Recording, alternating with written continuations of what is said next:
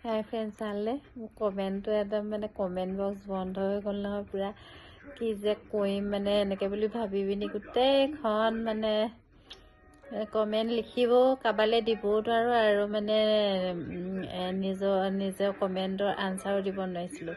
তাৰপিছত এতিয়া কি কৰিলোঁ একদম ৰাতিৰ পৰা আজি দিনটো চাই এতিয়া ঠিক কৰিলোঁগৈ আৰু এতিয়া মই ঠিক কৰিলোঁ যেতিয়া আপোনালোকক কৈ দিওঁ নহয়নে তেতিয়া মানে কি আৰু কৈ দিওঁ বুলিও নহয় মানে মই যদি ইয়াত থৈ দিওঁ নহয় মই কেতিয়াবা পাহৰি যাওঁ সেইটো কাৰণে মই ইয়াত ভিডিঅ' আৰু মেছেঞ্জাৰ মানে কি আপোনালোকে মেছেঞ্জাৰটো সেই মেছেঞ্জাৰখিনিও ডিলিট কৰি পেলাব।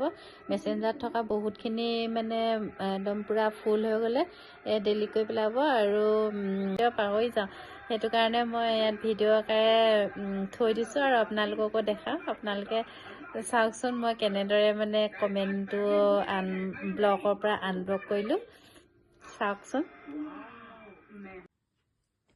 প্ৰথমতে ফেচবুক প্ৰফাইললৈ যাব।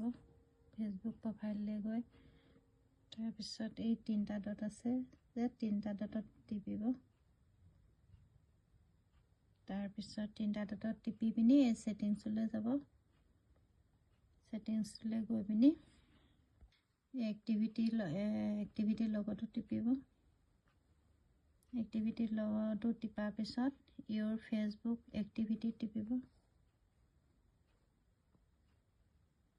তাৰপিছত কমেণ্ট এণ্ড ৰিয়েকশ্যনত টিপিব।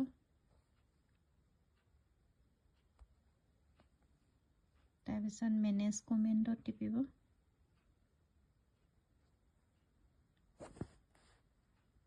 মেনেজ কমেণ্টত টিপাৰ লগে লগে এই যে 3টা ডট দেখিছে যে এই 3টা ডট দেখিছে যে 3টা ডটত টিপি এই দেখিছেনে ডিলিট আছে যে এই ডিলিট কৰি দিব।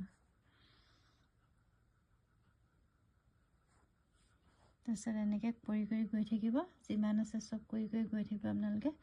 তাৰপিছত কৰাৰ পিছত আপোনালোকে আকৌ মেছেঞ্জাৰলৈ গৈ পিনি মেছেঞ্জাৰলৈ গৈ আকৌ মেছেঞ্জাৰ কমেণ্টবিলাক কিছুমান অলাগতিয়াল কমেণ্টবিলাক ডিলিট কৰি দিব।